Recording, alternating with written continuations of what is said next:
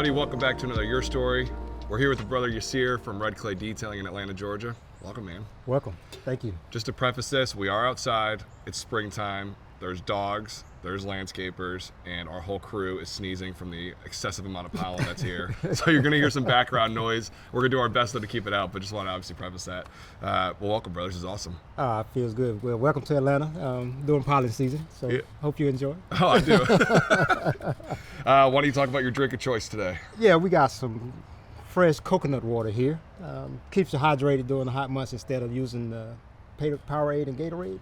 Go Cool. with the coconut water. That's awesome. Well, I chose a Guinness today, so Okay. this is my way of hydration. Yeah, it's not too hot today, Cheers. so yeah. You're good. Well, you got a really cool story. You basically are an Atlanta native, which plays to the name of your detailing company as well. Why don't you tell us about kind of how you grew up in this beautiful part of the country? Yeah, like you said, I'm originally from Atlanta, more so east side of Atlanta, so Decatur. My parents grew up in this community in a city called Ellenwood. So my great-grandparents had a farm, and my great-grandparents raised my mother. And so my grandmother went to Ohio. So my mom, she went there, but she came back to Georgia and lived with my great-grandparents. And ultimately, I was born, and that's where I spent the early part of my childhood, on that farm. So I don't know exactly when I left to kind of come more toward the city. Yeah. But my early days were spent down there on the farm. My grandparents had fields of corn, all kind of food you can think of in terms of crops, basically. They had about 15 acres, but they had pigs, chickens, and geese that would chase you. Well, the real question is, what were you doing to the geese before they'd be coming after you? Oh man, they were just hostile, aggressive geese. I mean, you don't have to do anything to them. You just can be in their pathway and they'll come after you. So they chase you. So, as kids, it was fun to us because we just needed something to do. It was, you know, you're not in the city, so you find ways to make yourself find ways to spend the day. So you invent games, and I mean, we would do anything from get over into the pens with the pigs and play with them, chase them, and stuff like that. I even had a cousin that liked to ride them. Oh, that's awesome. How the hell do you jump on a pig? It was hard. If you could catch one small enough, not the big grown adults, because they'll attack you. They would actually turn and chase you. Yeah. But you find a medium size that can fit your weight, and you just go for it, try to trap it, and get on it. With all the running you were doing, you're basically a track star on the farm. Yeah. And we definitely stayed active. I'll put it that way, because they had a stream. We swam in the stream. I had older cousins. They would dam the stream and make a little swimming area for us. So we always had something to do between that, and I didn't really do a lot of picking the crops, but I went out there. It was fun for me, but my older family members would be out there helping my grandparents, bringing the crops. Now, were you guys living off the land, or were you you growing poultry, or?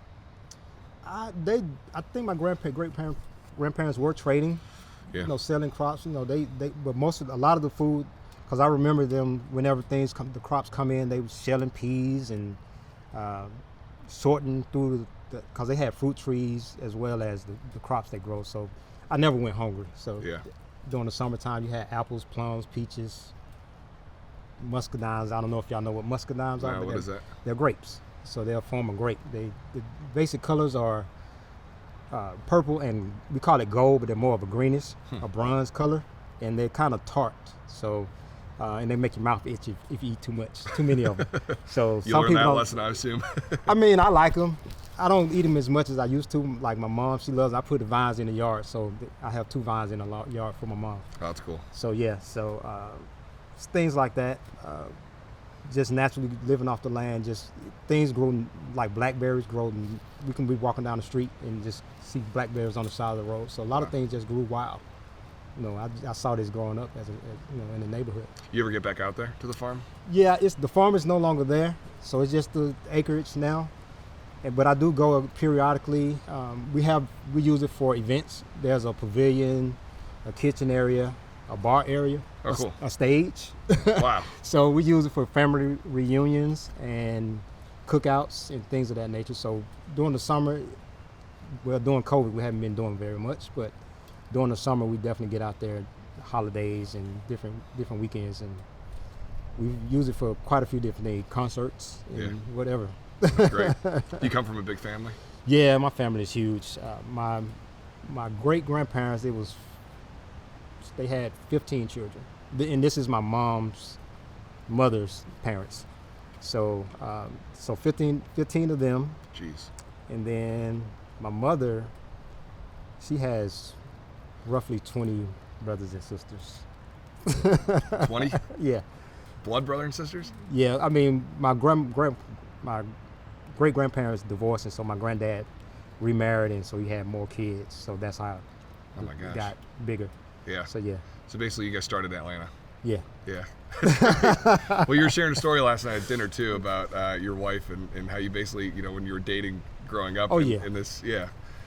Yeah, because of the community that I'm in. Now, mind you, that a lot of the people that were there, like my great grandparents' generation, they wasn't related, but as you may know, they live in close proximity, so they start having babies and getting together, getting married. So my parents, my side, my mom's side of the family, and my dad's side of the family, so their cousins and sisters and brothers start intermingling and marrying each other. So ultimately, I have cousins on both sides, people that I'm related to on both sides, my mom's and dad's side of the family. Wow. Not that my cousins married each other, it's just that all the I'm intermingling. happy you clarified that. Yeah, it's just the intermingling with all the families, and by the time it got down to my generation, it's just, just so many of them had married each other. I can only imagine the farm when everybody's out there.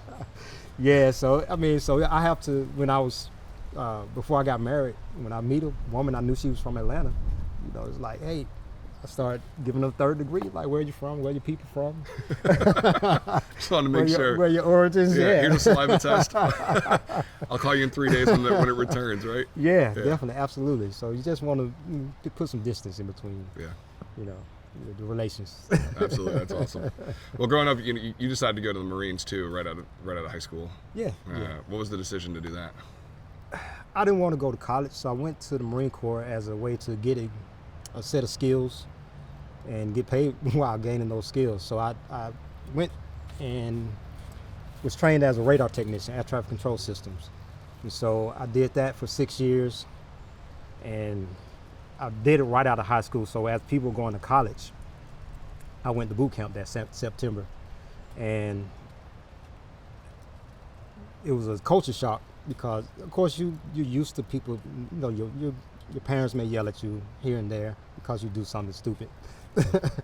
But to have somebody constantly in your face pretty much all day, all night, no matter what you did, they're always there, just grilling you in your ear, spitting on you. You can't do anything right.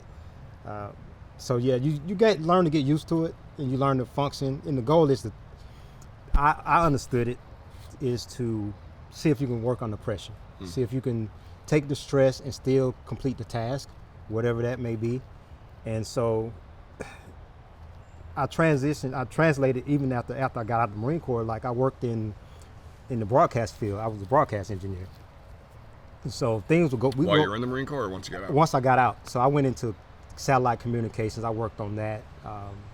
In electronics, I did a few different electronic jobs, but I ended up, my final stint was in broadcasting, radio and TV engineering.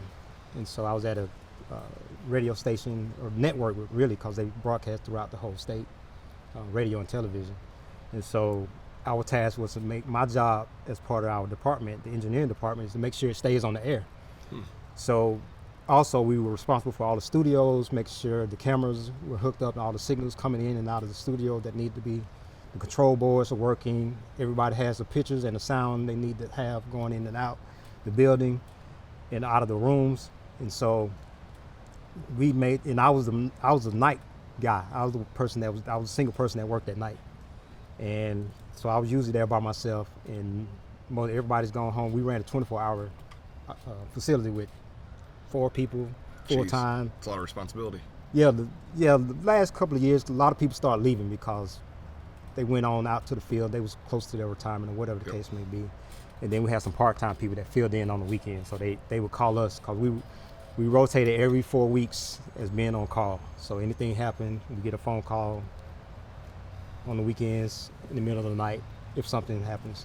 we go off the air, so we have to make sure it's on the air. But one of the things that kind of drove the manager of the department was a Marine as well, and so it drove people crazy because when things happen, we wouldn't run around like a chicken with our head cut off. We would just calm, cool, and collect, and they couldn't understand it. It's like nobody's dying. We're off the air, yes, we understand that, but we need to figure out what's going on. We can't just be running like going, the sky is falling. We need to figure out, okay, we got a signal here. We don't have it here. What's in the middle? Can we patch around it and get the signal out, or do we need to go and actually mess with the equipment and fix it? So, and a lot of people just had an issue with our attitude. Our attitude, I guess they called it, because we just didn't seem like we cared, according to them. But it's like we just calm. I think Cinescope's looking for a guy just like you. Sorry, guys. And I'm that guy anyway. I run into a burning building, so yeah, I'm that type of person. Well, what are some other things you learned in the Corps? Obviously, it's being level-headed and seeing every situation and kind of figuring out the solution. Focus, and you have to make tough decisions. So one of those tough decisions for me was when I was there during the week of the. We were on a rifle range qualifying.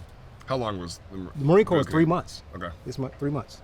So you're there with people who were strangers in the beginning, and they become your brothers and comrades, friends, your confidants in some cases, because you don't have anybody else to talk to other than by letter. So by the time that letter goes out and get back a return, it may be a week or so. There's no cell phones, right? There's maybe a payphone, but you're not. At that time, there was no cell phones. The payphone, we couldn't use a phone. I was able to use a phone for one reason, and that was because my cousin had died, and I was able to call home to see what happened, and just to, I guess the senior drill instructor just wanted to alleviate whatever concern I may have had. So I called home to find out what happened, and I talked to. I think I talked to my mom. I may not have reached her on that time, but I talked to a few people. But I actually called to my grandfather's house because I couldn't get my mom directly. So I called her and had my aunt, so somebody call around for me to try to find her. And so, but eventually, I got the information in terms of what happened, and my mom wrote me a letter as well. She wrote me a letter explaining what happened. But my cousin died, and it was a tragic death. And I was on the rifle range, so you were talking about. I'm more than halfway through the boot camp, and if I go home, I'm gonna have to repeat from where I left off, or maybe even further back than where I am when I left. So I had to make the decision: stay or leave, and I decided to stay. And quite frankly, I didn't even ask. I didn't even ask if I could go home, because I didn't want to have to spend more time on Fireside than I needed to. Yeah. Because it's a process of being there. There's a goal I want to complete, but it's like I don't want to come back here. Once I leave, There's not another option. I don't want to come back. It's like I've only been back once. I went back once since I left, but not to come. I didn't want to come back to have to go through this gauntlet again. How old was your cousin? He was 17, and I was 17, so we were 3 days apart. Jeez. So I had my 18th birthday in boot camp. Wow. A week before. What did he pass from? He committed suicide. So yeah, he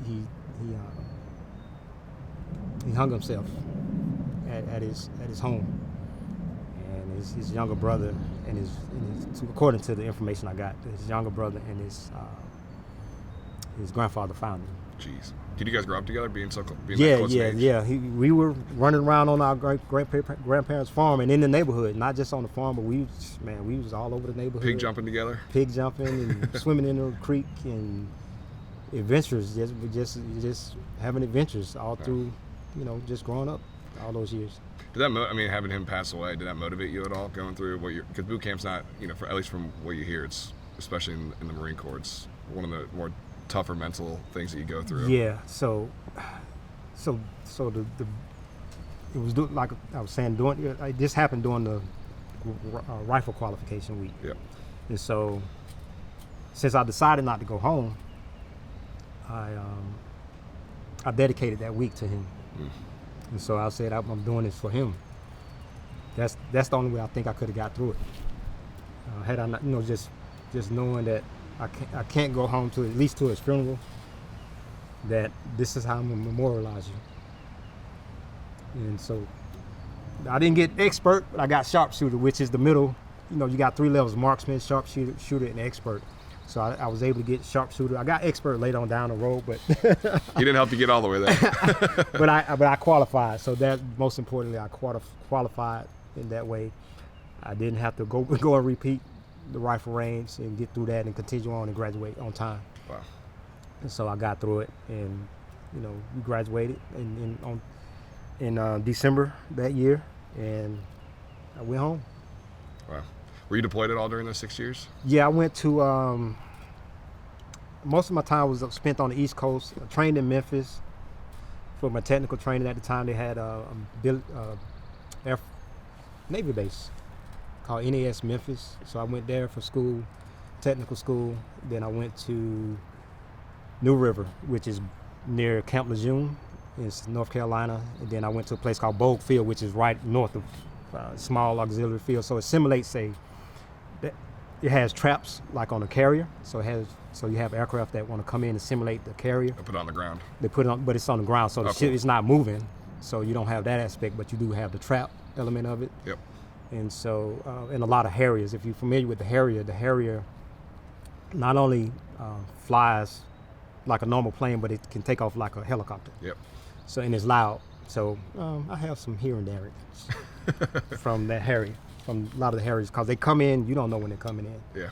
And so you may be out with your hands full, and the Harriers and they like to hover for some reason. They just sit there and just in one spot, like take off, land, do something, and making all a bunch of noise. Were you up in the tower, or are you on the ground? I was on the ground, so I was Okay. responsible for the radar system. So all that was on the ground, and we didn't have, at that particular location, we didn't have a tower. So they didn't use radar in the tower anyway. So, but yeah, so it was just interesting. So the focus, just having focus, and keep completing the task, completing the goals, what you're gonna do, whatever you set out to do. That's awesome.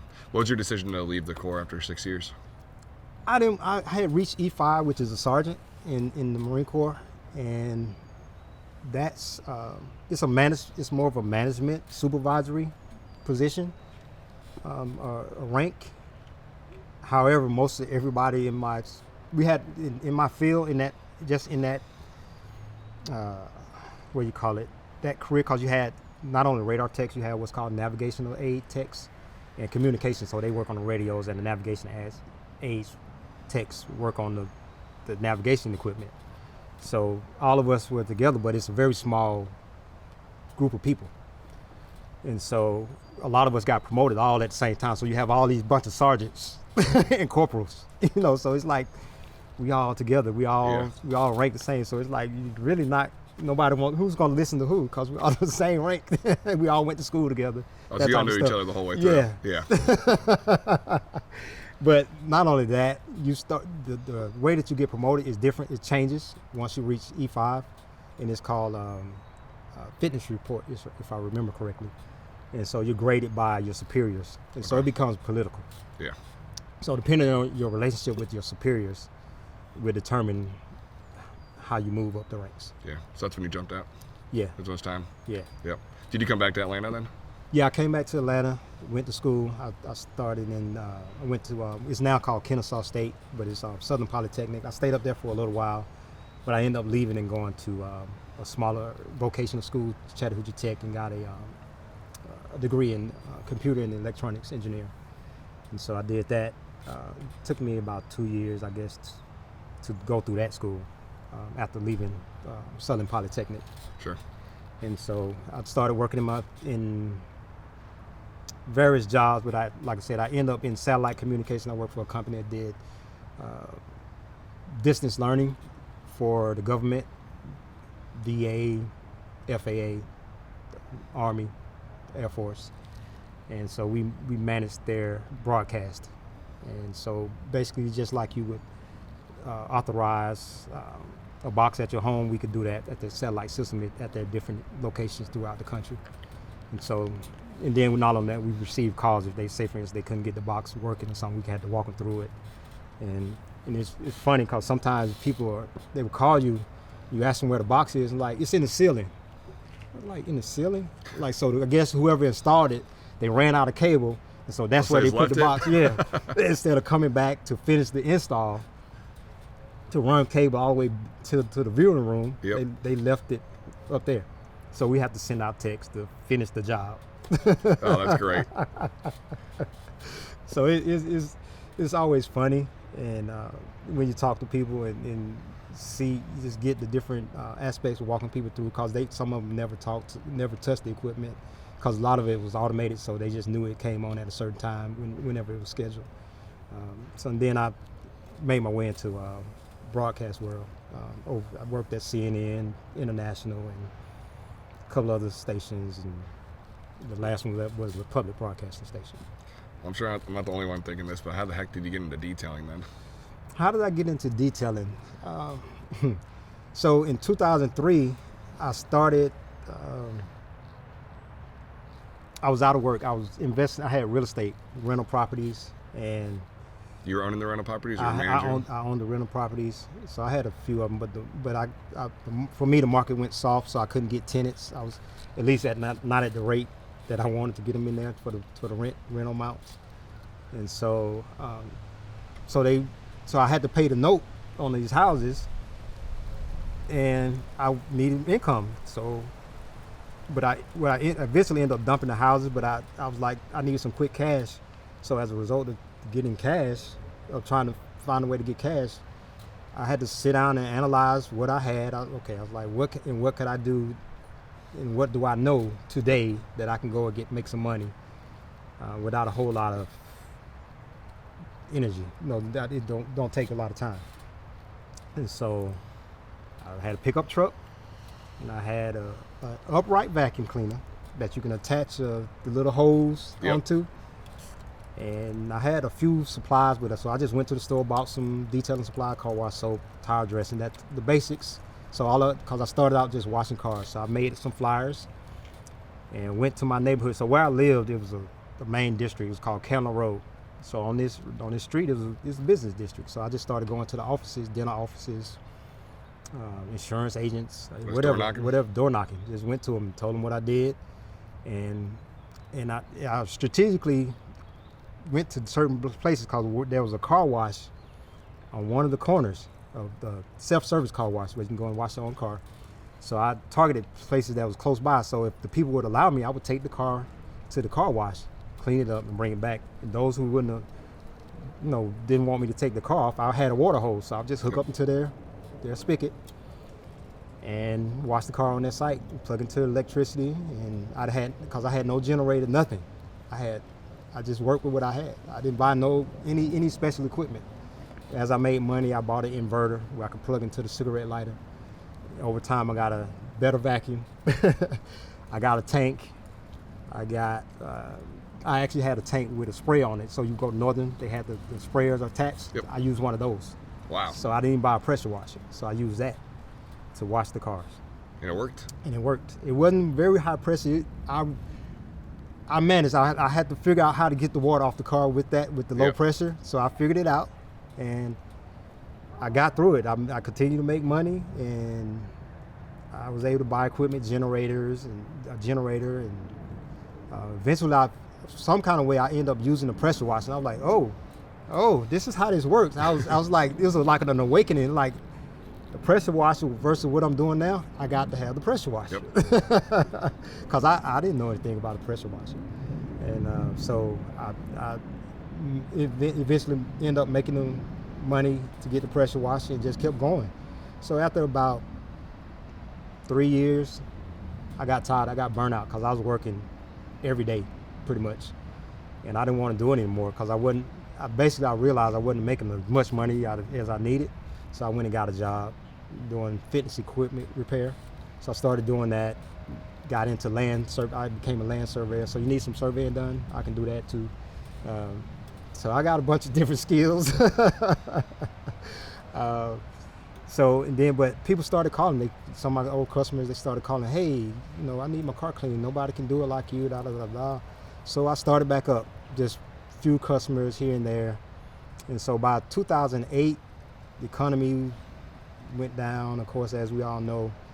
And I was doing the land surveying, and I was sitting at home. So I had a first-hand knowledge of the market going south because I was in the real estate, working in real estate. So I was like, I need some money. I've been sitting at home for a few days, and I didn't want to go get unemployment because the owner of the company, he was like, you can go apply for unemployment. I was like, that's just not me. I need to go work. So I started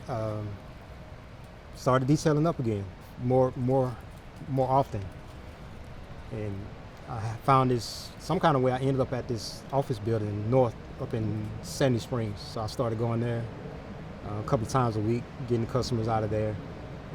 But it was still doing the market, the slow, soft market. So a lot of my customers were real estate related, agents, insurance companies, something tied. It was title companies, they all lawyers, all tied to real estate. So they started slowing down in their buying. So I was, okay, I'm gonna have to go find a job now. So probably 2011, 10, I don't know. I ended up at GPB. So I started working there in part-time. What's that? That's Georgia Public Broadcasting. Okay. So I ended up there as a part-time engineer. So I worked in the department, did that at night, and I detailed in the daytime. And so I stayed there till about 2014. And what happened there was basically they restructured our department. So basically we had to reapply for our jobs. So it's like we're doing the work, so we got to reapply for the job that we're already doing. Corporate structure, man. Yeah. Yep. So they brought in a new manager. So he interviewed me, and long story short, he didn't hire me. So the new manager didn't bring me back on, so to speak. So I took a severance, and with the severance, I started detailing full-time since 2014, and I haven't looked back. That's great. Now, how has it been too? Making that move. I made the same move, going from the corporate, and then finally being like, you know what, I'm not cut out for this world. You think you are. It's nice having the support and whatnot, but jumping into it, being a one-man show, how's it been? It's tough because you have to do everything as a single operator, single person operation. You're getting the clients, you're doing the work. You have to do the back end to make sure you're keeping in touch with the clients, because that's the biggest thing. You get the client initial communication, initial contact. After you do the work, you need to stay in touch with them. Emails, texts, follow-up calls. And a lot of times what I would do, I would book my next appointment before I left that job. Like, when do I need to come see you again? So I would do that. I did that even in my early days, I would do that. I would book those appointments. I'll see you in, whether it's 2 weeks, a month. I try to get it in their mind that I need to see you again. So I looked at different software, and a lot of them came up short because they didn't have the back end as far as the reminders or the communication. I couldn't communicate with them through the app, so that's something that was big to me. I was like, why do I have to go outside of the app to communicate with them, that type of thing? And so I was always looking. I was looking since about 2015 because I went to Mobile Tech Expo that year. So that was my first year at Mobile Tech Expo. Cool. And that was my mission, one of my main missions. So to get there? To get there, but also to find some software that I could use in my business. That was one of my goals. I looked at some people that were there, but they still was short in terms of what I needed, what I wanted. And so, and then years later, this other app comes along called You're Able. Sounds familiar. Yeah, yeah. So I started using it, and I liked it. Well, I actually got on a call with Chris, and she went and did a walkthrough. So it took me about 2 months. I think I did the trial, and then after I did the trial, I kept going. Yeah, and I've been on it ever since. That was 2020, I want to say. Wow. So how important would it be? I mean, being a single owner operator, how important is it to have some type of, I'm not just supporting You're Able, but the system in general, to support you in your business? Being, like you said, you're wearing all these different hats. So if you think I've had contact with people since 2003. Now I can probably go back and look through those receipts. Now, had I had software from way back then, I would at least have an email or possibly a phone number for that person, because most people keep their emails for a very long time. So if nothing else, the numbers may change, but the email could be still active. And so I would still have a database of those people from almost 10 years ago. But Wow. yeah, well, how long has it been? 2003, almost 20 years ago. Wow. Yeah. It's a lot of data. Yeah. So because people fall, people move, or you lose contact for whatever reason, because you forget, because the person doesn't buy as much as Sure. often, so you forget to contact them. So if you have a database, you can go through and look. Hey, instead of trying to find the receipts, you can go look through your database and say, hey, I haven't talked to Mr. Jones in 2 years. Yeah. Let me see if they still living. They may not be, because I do have some customers that are older. But yeah, just see if they still got the same car, got a new one or something, and follow up with them and reach out to them. And if they're in the same neighborhood, maybe you can reach out to their neighbors or something like that if you have the address. I don't always get my customer's address. When they're mobile, I have it, but usually if Sure. they come to the shop, I may not have it. But if they're mobile, just reach out to their customers. To their neighbors. Yeah. It's Yeah. great. Another big part of your journey in this industry too is being part of the detail mafia and getting out to you do Air Force One. Yeah, my quite frankly, I went to Rennie's training. I started out I went 2016. I just wanted to go to just up my technical skills, and I didn't realize how much business side of it is involved. Yeah. And so when I went to training, a good part of the training deals with managing your business, running a business, marketing, things of that nature. So not just technical, not just being the best detailer, because you can have people that they're not the best detailer, but they are making money. And I like to make money. I like to put out quality results, but I like to make money too. So, if you can combine the two and find a happy medium, that's where I like to be. And I mean, for me, that's the whole idea of being in business, to actually survive and support your family.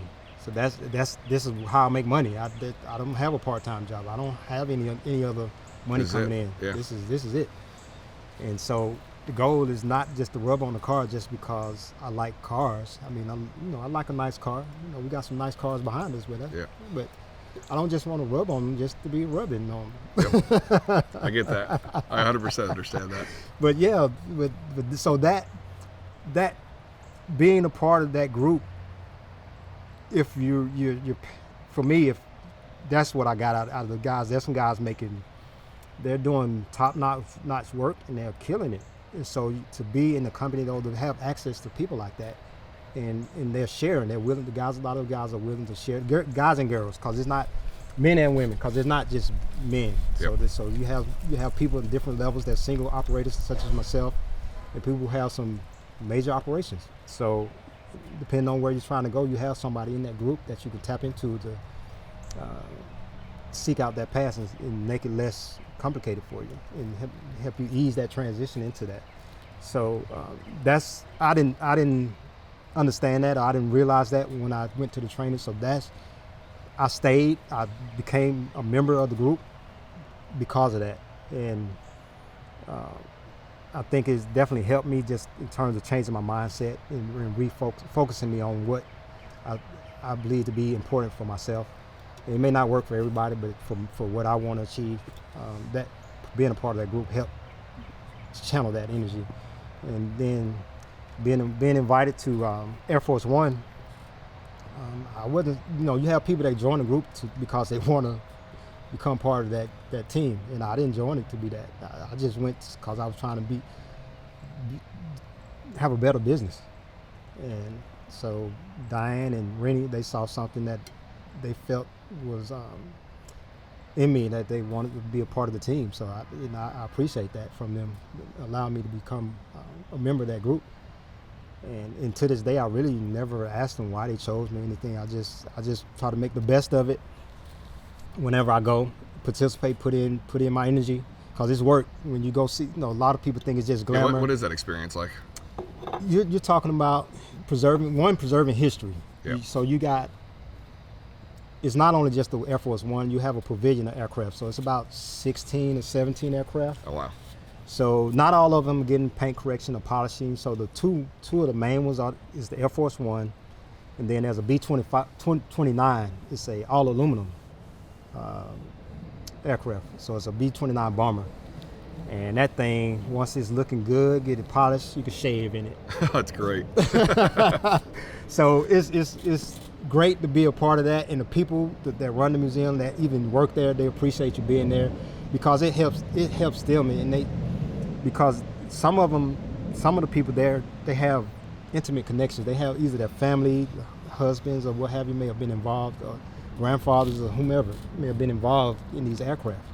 And so they come in to check it out, and some of the people are curators, so they making it happen in terms of getting us there and making sure making sure the aircraft is preserved, not us, but making sure the aircraft is preserved. So just being a part of that, the American history and the aviation history, because I like aircraft. That's my background in the military. I worked on airfields. That's only places I was stationed at the airfields. So just being a part of that and contribute my skills to that. Were there any planes there that you had worked on when you were in the Marine Corps? I didn't work on the aircraft. Scene or anything? I just but they did have the Harrier. They did have a Harrier out there. Yeah. The Marine Harrier, matter of fact, because Harrier is primarily in the Marine Corps. So they do have one out there in the pavilion. So I got a chance to detail. You walk that up one. and touch and say, "I've missed you."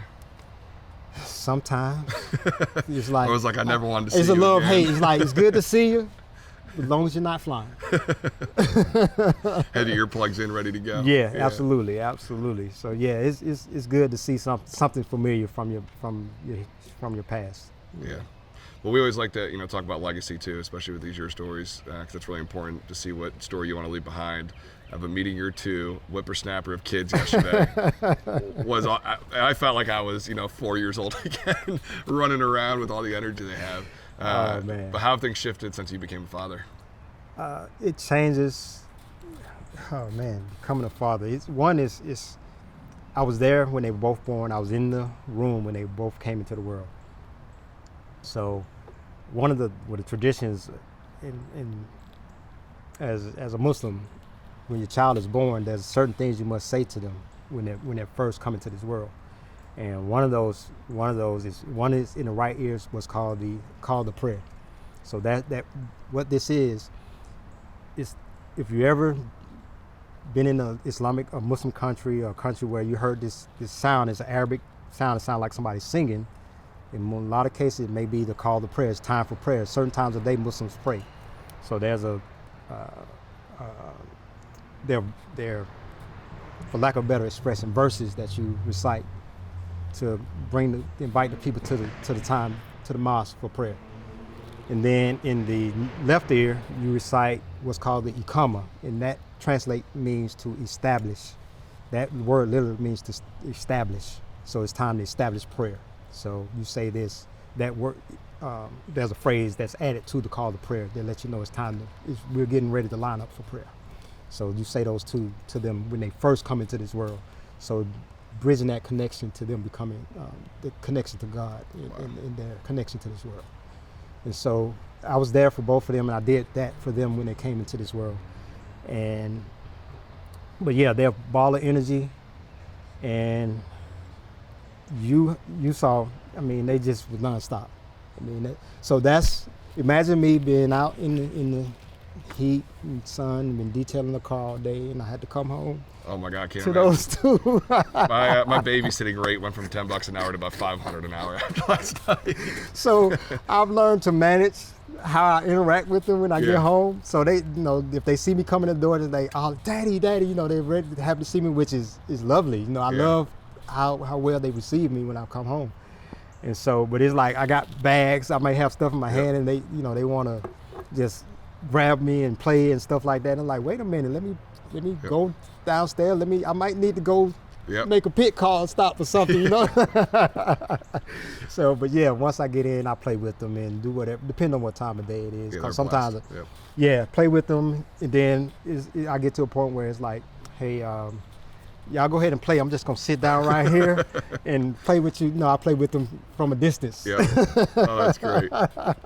So you learn to interact them where they are, because the son and daughter, they're different. But of course, my daughter tries to emulate my son just because he's older, but she has her own personality by far, and so yeah, she's a man. Ball of fire. That's the best way I can explain it.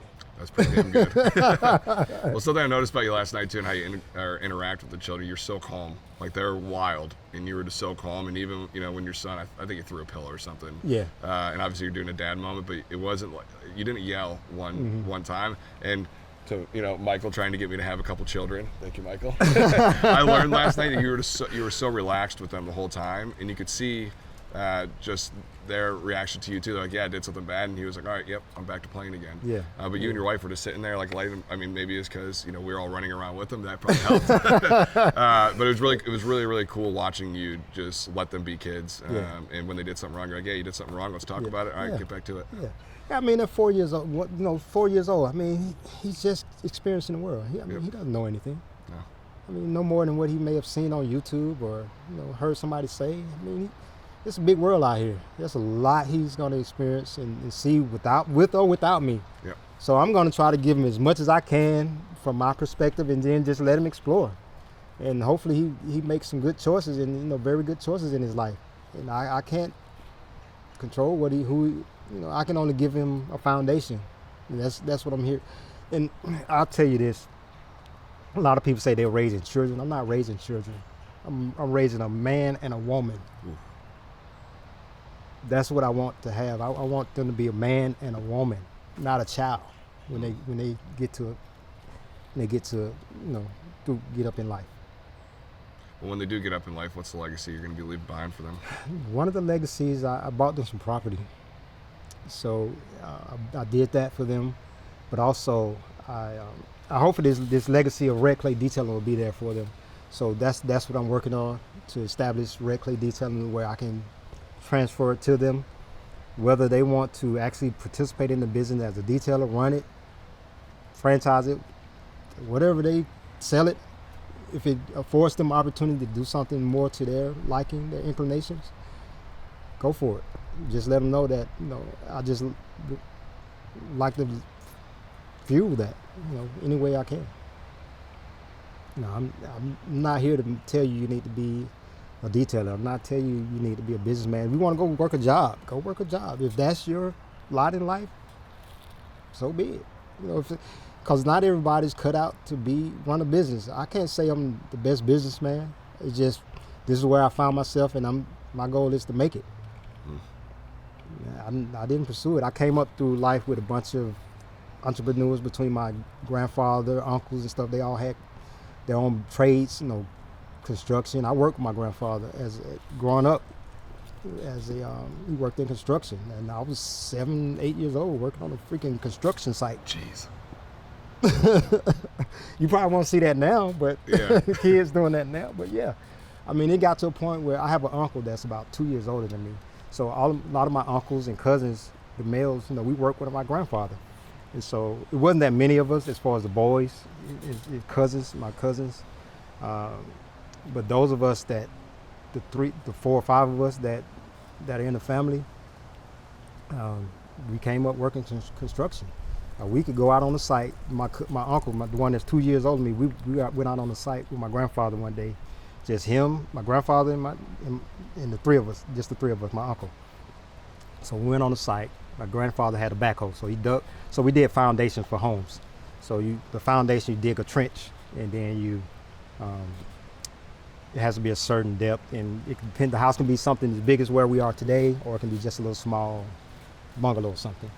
So we did those sets of houses. We did concrete driveways, all that kind of stuff. So we would go out onto the site, and my grandfather, he dug the hole, and then you have to put what's called stakes in the ditch. so you know what level you need to pour your concrete. And so my grandfather went to sleep. He had finished digging. He took a nap. We were at the job site, so we went to sleep. And so my uncle and I, we would put all the stakes in the ground. You're 7 at this time? We were probably a little bit older, maybe 10, somewhere in that neighborhood, 10, 11, some 12, somewhere. So we still kids, young kids. We're below teenagers. Yeah. We're not teenagers. And so we ran the site, put all that information in, and then when, like, you have a site where it's incline, so as it inclines, you have to step it down. So you have to go straight and then go 90 degrees and then continue going. So we had to put in what's called headers to stop the concrete. So we put all those in and we went on around the site. Then my grandfather woke up and he saw what we had did. He's like, man, I'd rather have y'all on my crew than roam in. So we ran all that, and all we had to do, he had to go and check it and make sure everything is the right height. Yeah. Once he checked it and called the concrete, poured the concrete. He had that much trust in we it? were done, yeah. Wow. So we was able to run the site for him. So after that, if we was on the site, we could do it. Wow. He knew we could do it. You're a working man. Yeah. Yep. It's awesome. Yeah.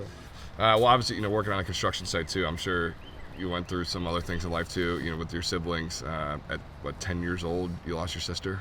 Yeah, so I was, my mom, she didn't have any other children, like she had adopted one of my cousins, but that was my only sibling, the cousin that my mom adopted. And I have an older sister through my dad, but as far as my mom having actual children, I was the only one that she had given birth to. So when I was 9 years old, she had my sister, and so